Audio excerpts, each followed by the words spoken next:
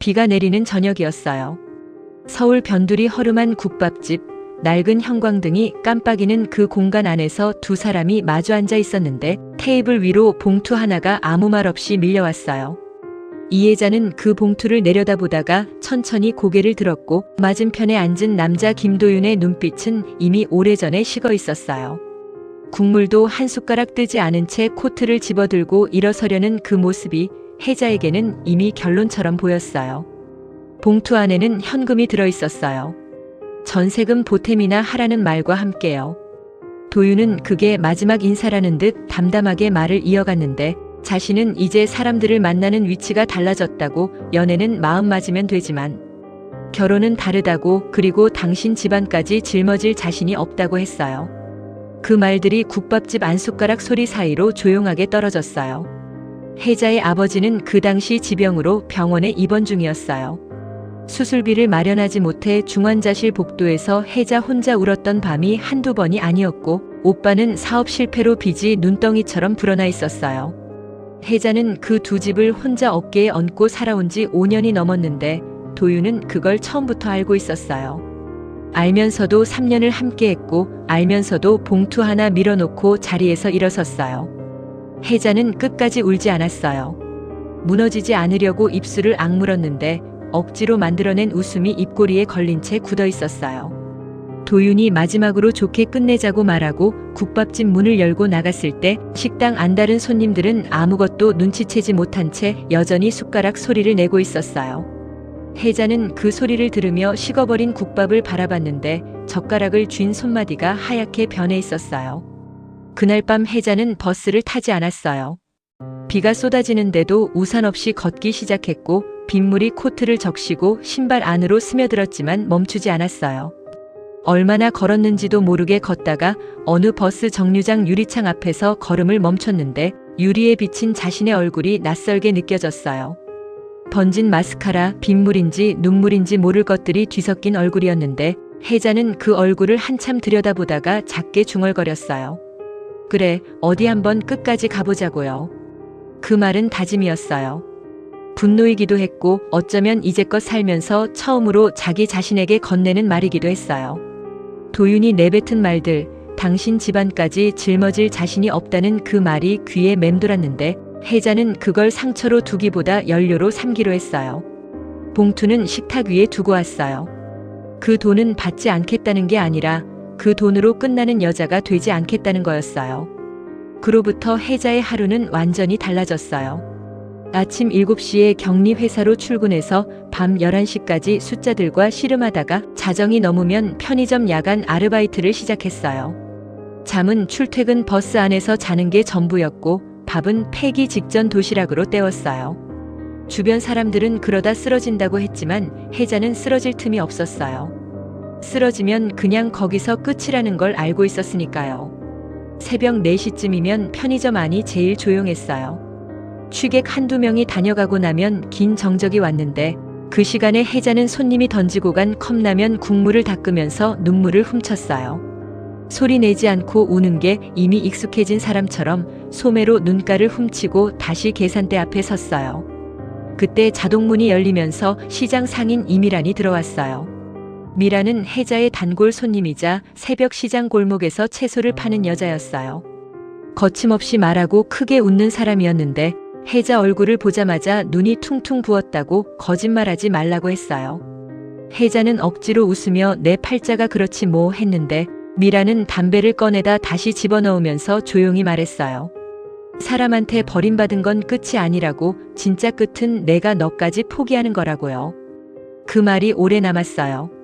혜자는 아무 대답도 하지 않고 계산대를 닦았지만 집에 돌아와서 서랍 속에 쌓아둔 통장들을 꺼냈어요. 잔액이 얼마나 되는지, 매달 어디에 얼마가 나가는지 처음으로 꼼꼼하게 들여다봤어요. 아버지 병원비, 오빠 빚이자, 그리고 자신의 생활비를 다 빼고 나면 거의 남지 않았는데 혜자는 그 숫자들을 보면서 처음으로 이걸 바꿔야겠다고 생각했어요. 동정받는 사람이 아니라 이 판을 뒤집는 사람이 되겠다고요. 그날 이후 혜자는 주말마다 세무학원에 다니기 시작했어요. 격리일을 하면서 숫자에는 익숙했지만 세무사 자격증은 차원이 달랐어요. 학원 수강생들은 대부분 혜자보다 어렸고 강사는 왜 이 나이에 자격증을 따냐는 눈빛을 숨기지 않았어요. 혜자는 개의치 않았어요. 밤에 편의점에서 번 돈으로 학원비를 냈고 쉬는 시간 10분도 쪼개서 교재를 봤어요. 그게 혜자의 새벽이었고 혜자의 무기였어요. 회사 회식이 있던 날이었어요. 고깃집 한쪽 테이블에 옹기종기 모인 직원들 사이에서 혜자가 세무학원을 다닌다는 이야기가 나왔고 분위기가 묘하게 흘렀어요. 나이든 직원이 자격증 따서 뭐하냐고 이 나이에 이직이라도 하려냐고 웃었는데 그 웃음에 몇몇이 따라 웃었어요. 누군가는 건물주라도 되시려고 하며 놀렸어요. 혜자는 웃었어요. 그리고 조용하게 말했어요. 네, 건물주 되려고요 하고요. 순간 테이블이 조용해졌다가 다시 더 크게 웃음이 터졌어요. 사람들은 혜자가 농담을 했다고 생각했어요. 하지만 혜자는 농담이 아니었어요. 그 말을 뱉는 순간 혜자 안에서 뭔가가 딸깍 맞아 들어가는 소리가 났어요. 막연한 다짐이 처음으로 목표가 되는 소리였어요. 그 무렵 혜자 앞에 박태식이 나타났어요. 30년 넘게 부동산 중개업을 하다가 은퇴한 노인이었는데 격리회사 건물 1층에 작은 중개사무소를 차려놓고 혼자 일하고 있었어요. 혜자가 퇴근길에 사무소 앞을 지나치다가 창문에 붙은 매물 안내문을 들여다보고 있을 때 박태식이 문을 열고 들어오라고 했어요. 뭐가 궁금하냐고요. 혜자는 솔직하게 말했어요. 돈을 모으고 있는데 부동산으로 뭔가를 해보고 싶다고 어디서부터 시작해야 하는지 모르겠다고요. 박태식은 혜자를 위아래로 한번 훑어보더니 말했어요. 공부하고 싶으면 나한테 배워. 대신 공짜는 없어 하고요.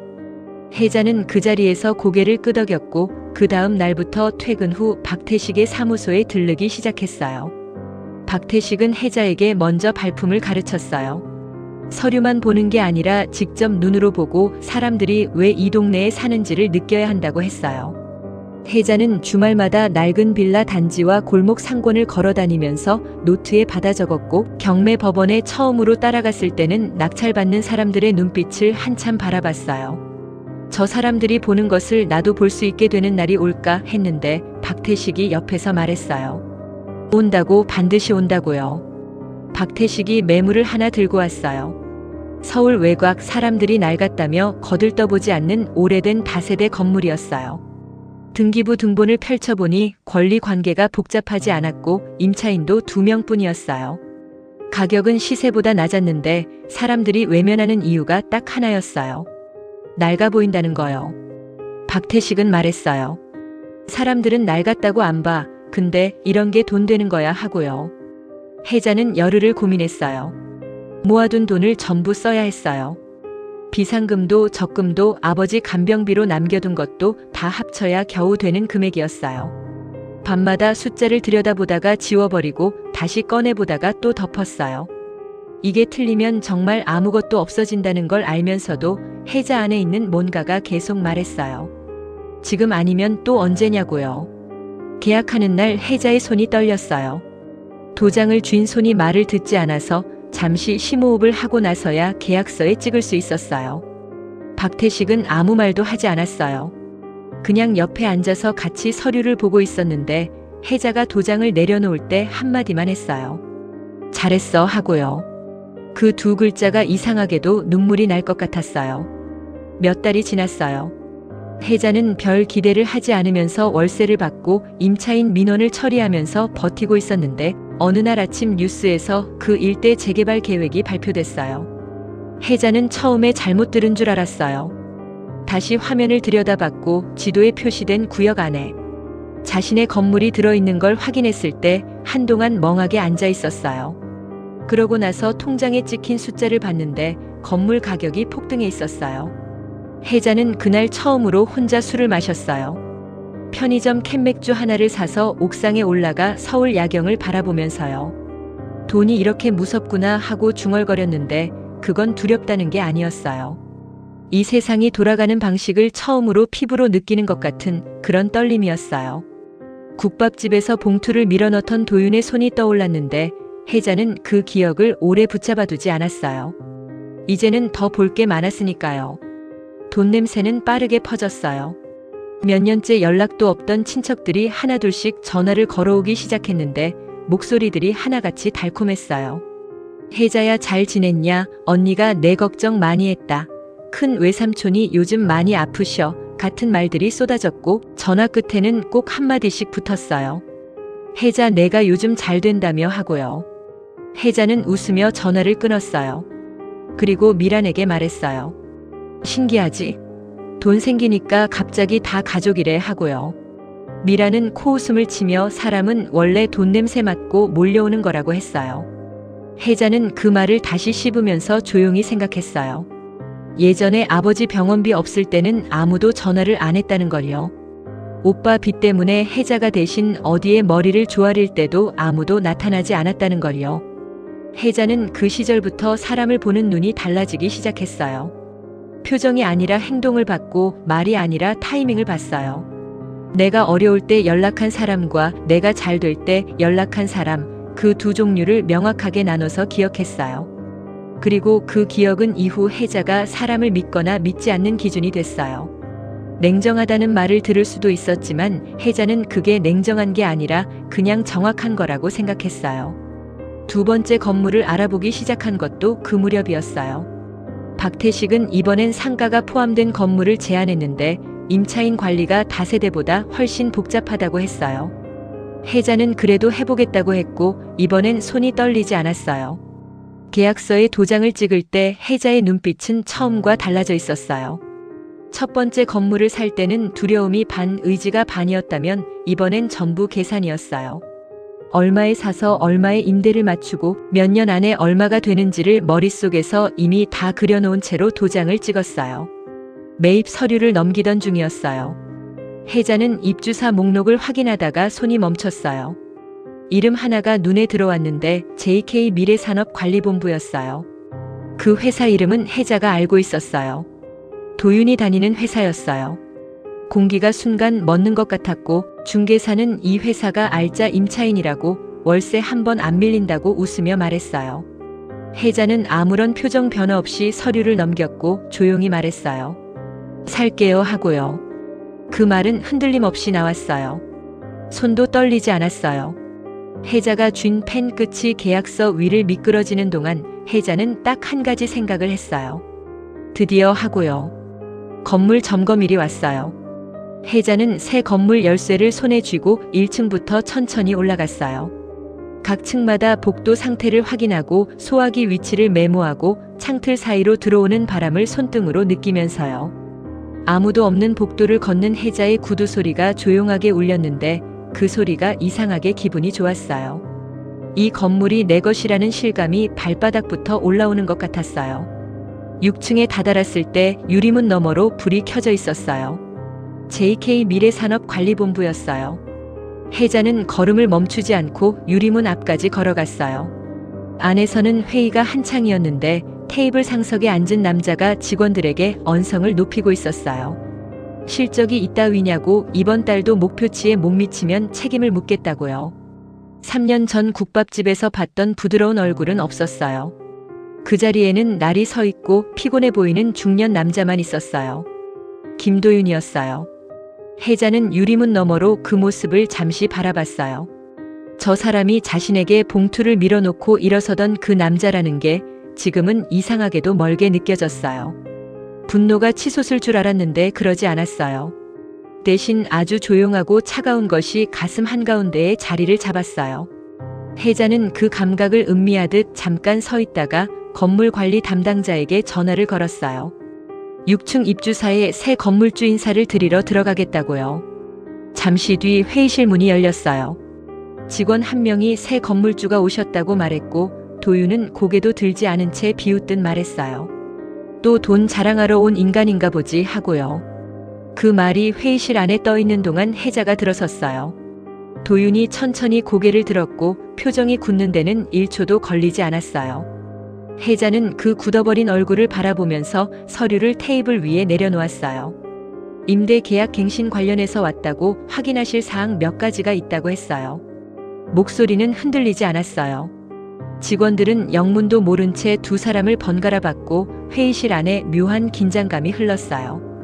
도윤은 천천히 자리에서 일어섰는데 얼굴이 창백해져 있었어요. 혜자는 서류 한 장 한 장을 넘기면서 임대료와 계약 기간을 짚어나갔어요. 감정도 없이 여유롭게 마치 수십 번 해온 일처럼요.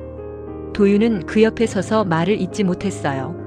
직원들 앞에서 혜자를 알아본 티를 내기도 모른 척하기도 어정쩡한 상태로 굳어 있었어요.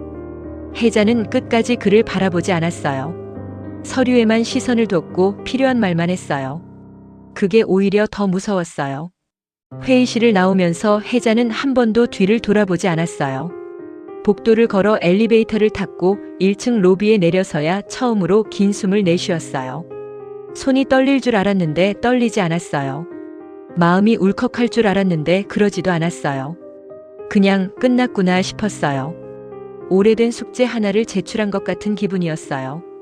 6챕터 6층 복도의 재회. 건물 점검일이 왔어요. 혜자는 새 건물 열쇠를 손에 쥐고 1층부터 천천히 올라갔어요. 각 층마다 복도 상태를 확인하고 소화기 위치를 메모하고 창틀 사이로 들어오는 바람을 손등으로 느끼면서요. 아무도 없는 복도를 걷는 혜자의 구두 소리가 조용하게 울렸는데 그 소리가 이상하게 기분이 좋았어요. 이 건물이 내 것이라는 실감이 발바닥부터 올라오는 것 같았어요. 6층에 다다랐을 때 유리문 너머로 불이 켜져 있었어요. JK 미래산업관리본부였어요. 혜자는 걸음을 멈추지 않고 유리문 앞까지 걸어갔어요. 안에서는 회의가 한창이었는데 테이블 상석에 앉은 남자가 직원들에게 언성을 높이고 있었어요. 실적이 있다위냐고 이번 달도 목표치에 못 미치면 책임을 묻겠다고요. 3년 전 국밥집에서 봤던 부드러운 얼굴은 없었어요. 그 자리에는 날이 서 있고 피곤해 보이는 중년 남자만 있었어요. 김도윤이었어요.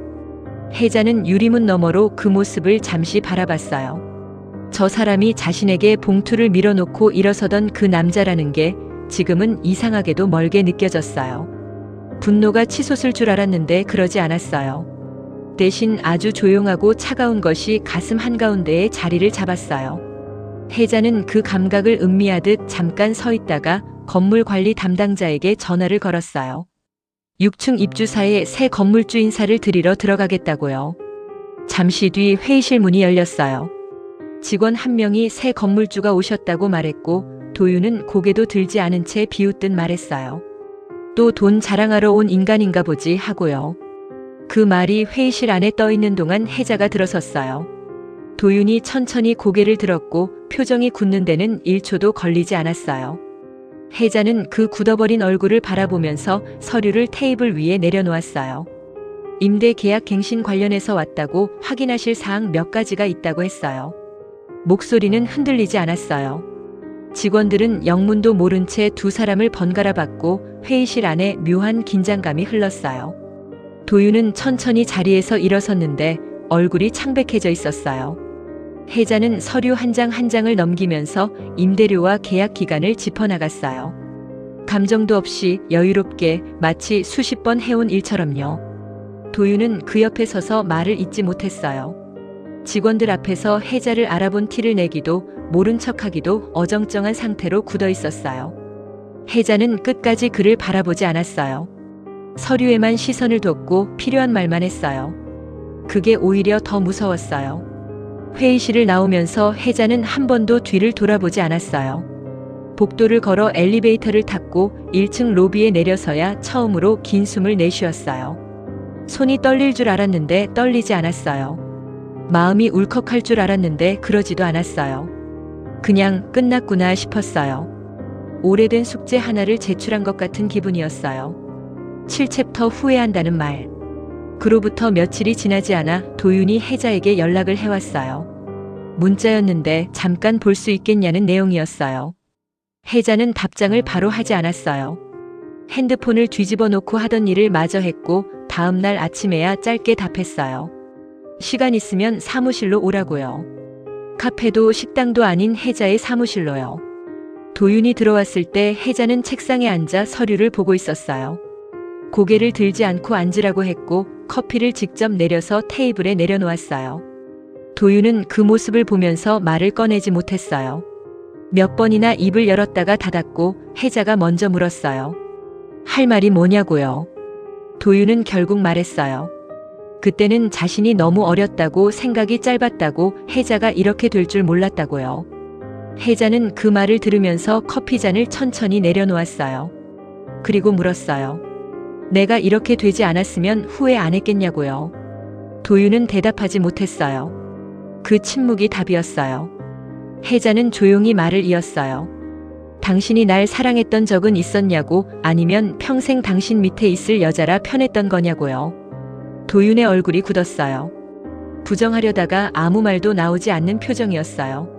혜자는 그 얼굴을 보면서 예전이라면 저 침묵에 발을 동동 굴렸겠다고 생각했어요. 저 사람이 뭐라고 말해주길 기다리며 눈치를 봤겠지 하고요. 지금은 달랐어요. 침묵이 전혀 불편하지 않았어요. 도윤이 다시 말했어요. 후회 많이 했다고, 혜자가 보고 싶었다고요. 혜자는 그 말에 웃지도 화내지도 않았어요. 대신 말했어요. 당신이 놓친 건 건물이 아니라고요. 끝까지 당신 편이던 사람이었다고요. 그리고 그 사람은 이제 여기 없다고요. 도윤은 한참을 앉아있다가 일어섰어요.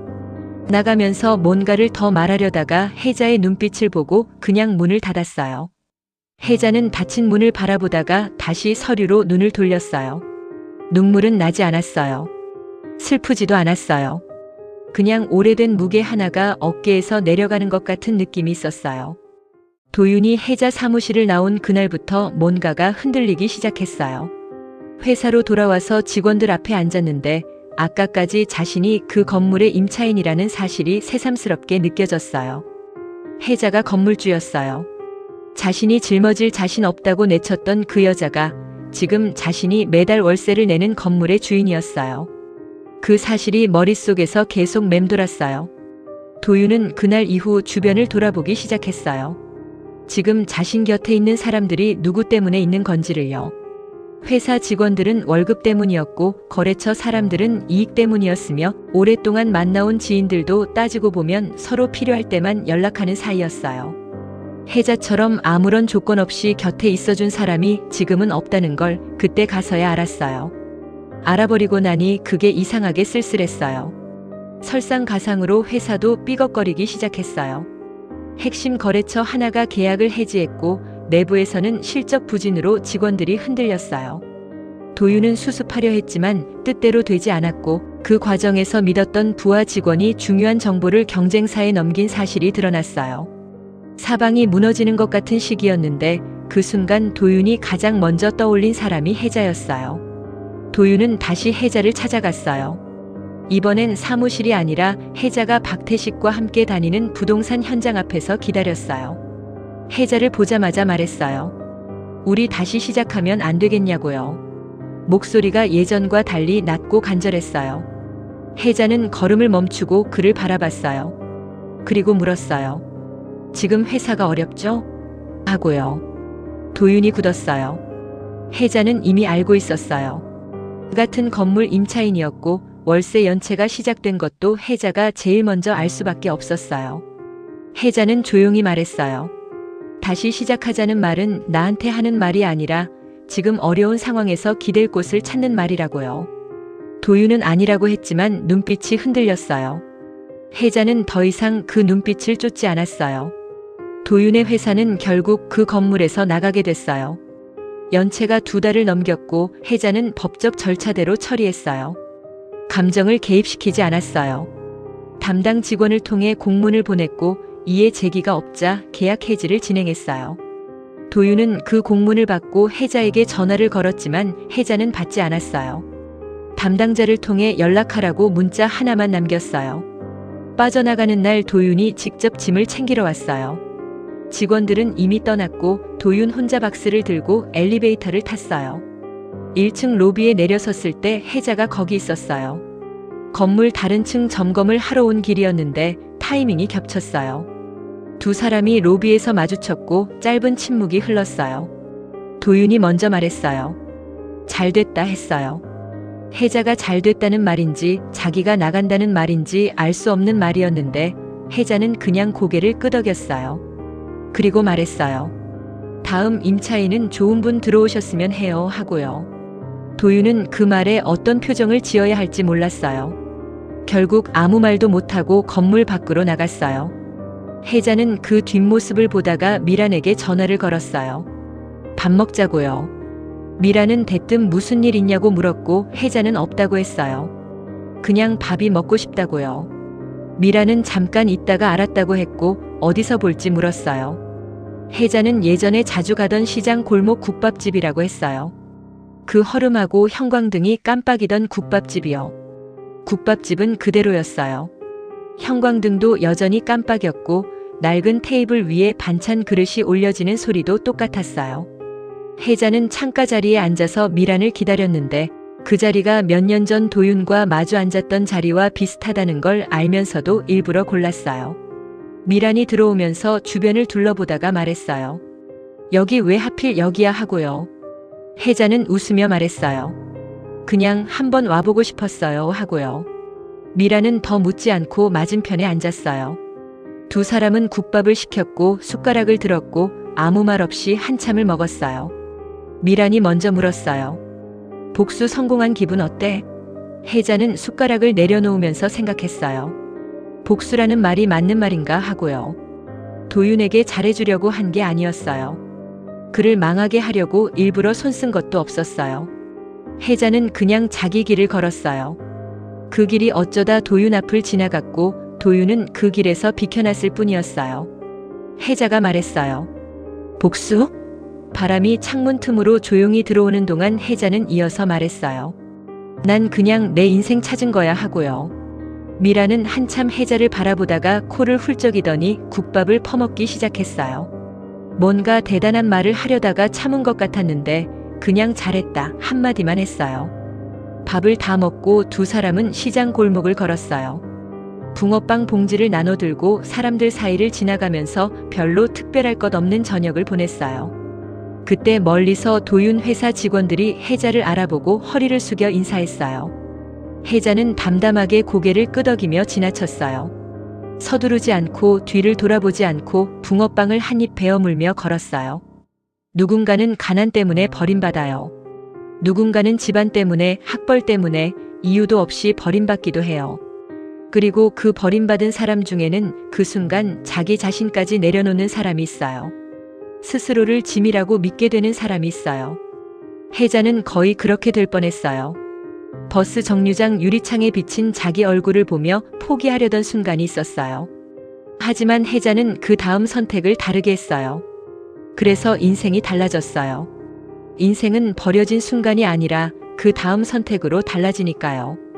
혜자는 그걸 알고 있었어요. 아주 늦게, 아주 혼자서, 아주 조용하게 알게 됐어요. 그리고 그것으로 충분했어요.